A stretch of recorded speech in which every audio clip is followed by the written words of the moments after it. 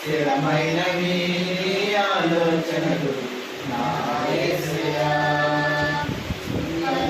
పొందుచు కృపగల కలిగి స్తుతులర్పించెదను అన్ని వేళలా సంతోషగణము రక్షణ శృంగము మహాశైలము నీవేనా సంతోషగణము రక్షణ శృంగము మహాశైలము ఫలశూరుడా యేసయ్యా నా తోడై ఉన్నత స్థలములపై నడిపించుచున్నావు. నాకు బాగున్నప్పటి నుంచి ఆన్సర్ సెకండ్ ఇయర్ వస్తుంది. అలాంటిది బాగున్నప్పటి నుంచి కూడా నేను ఏ జాబ్కి వెళ్దామని వెళ్ళట్లేదు. నేను ఈ రోజుకి కూడా అలాగే నమ్మల్గా అలాగే వెళ్తాం. ఎలాగెళ్తుందంటే అలాగే వెళ్తుంది అంతే. అంటే దేవుడి కృప, దేవుడు మనం వాడుకుంటూ ఉన్నప్పుడు కానీ, దేవుడు మనతో ఉన్నప్పుడు కానీ మనకి ఏముంటుంది, మనకి ఏదేని కలుగు. మనం పాట పాడతాం. దేవుని యొక్క చిత్తానికి ఉన్నప్పుడు, దేవుని యొక్క ఇది ఉన్నప్పుడు సింహ పిల్లలు ఏమయ్యాయి, వాటికి ఏ లోటు రాదని చెప్పేసి మనం పాట పాడతాం. అలాగే మనం కూడా దేవుడు మన మీద ఒక ఇది ఉన్నప్పుడు, అంటే ఏంటది ప్రణాళిక ఉన్నప్పుడు మనం దేవుడు అలా నడిపిస్తున్నాం. ఆ దీంట్లో ఏంటంటే దేవుడు నా జీవితంలో ఎన్నో గొప్ప కార్యములు దేవుడు నా జీవితంలో ఎన్నో చేస్తున్నారు. అయితే టీఆర్పీ పోస్టింగ్స్ అని 3 months నా పీజీ పీరియడ్లో వేస్తారు. ఆ 3 months పీరియడ్లో దేవుడు ఎక్కడ వస్తుంది, ఎంత దూరం వస్తుందో చాలామంది చెప్పేవారు. అరకులోని, పాడేరులోని, అలాగే నర్సీపట్నంలో అలా చాలా దూరం వేసేస్తారు. అసలే మా వైఫ్ ప్రెగ్నెంట్తో ఉంది, అప్పుడు చూసుకోలేదు, మీ దగ్గర నుంచి చూసుకోవాలి కదా, దేవా నాకు దగ్గర దయచేయండి, సంఘానికి దగ్గర దయచేయండి అని అప్పుడు నేను నా వైఫ్ చాలా ప్రార్థన చేశాం. అయితే మొన్న కౌన్సిలింగ్ అయింది, 6th కౌన్సిలింగ్ అయింది. దేవుడు గొప్ప కార్యం నా జీవితంలో చేశారు. నా ప్రాణాన్ని రక్షించావు, బలమైన రెక్కల క్రింద నాకు ఆశ్రయం ఇచ్చావు.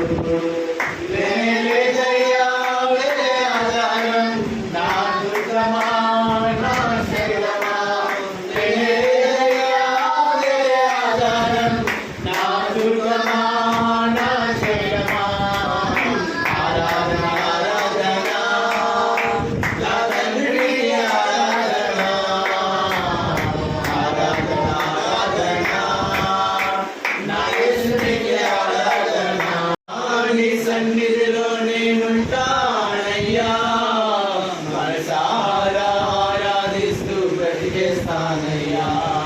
నేనుండాలేనయ్యా, నేను బ్రతికాలేనయ్యా, నేనుండాలేనయ్యా, నేను బ్రతికాలేనయ్యా. నీవే లేకుండా నేనుండాలేనయ్యా, నీతోనే లేకుండా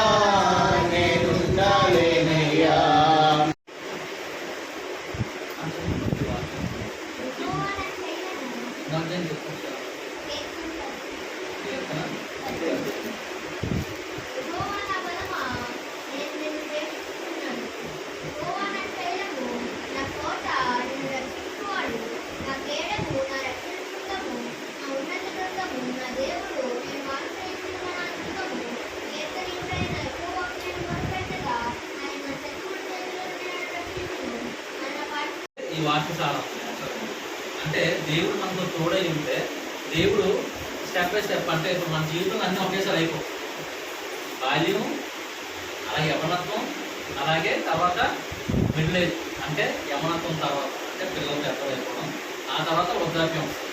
అవునా? ఒక్కొక్క స్టేజ్లో ఒక్కొక్కటి నేర్చుకుంటాం. ఏంటంటే నేర్చుకుంటాం, బాల్యంలోనే ఆటలాడుకోవడం నేర్చుకుంటాం, అవునా?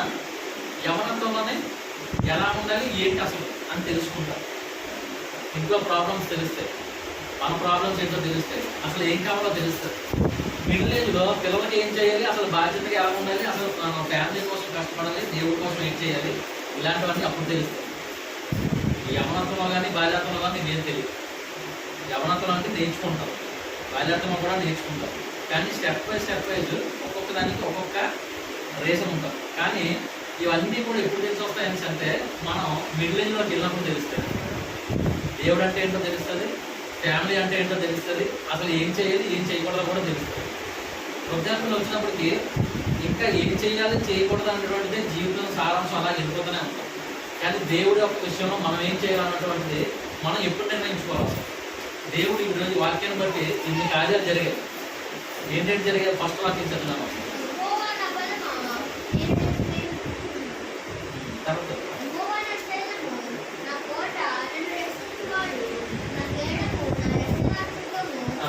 చాలు. ఫస్ట్ వాక్యం మనకు మనం ఏంటిది, యెహోవా నా బలమా అంటే దేవుడు నా తోడై ఉన్నాడని చెప్పేసి మనం గట్టిగా నమ్మాము. సెకండ్ దాన్ని నేను వచ్చినప్పటికి సెకండ్ ఒకసారి చదివినాము.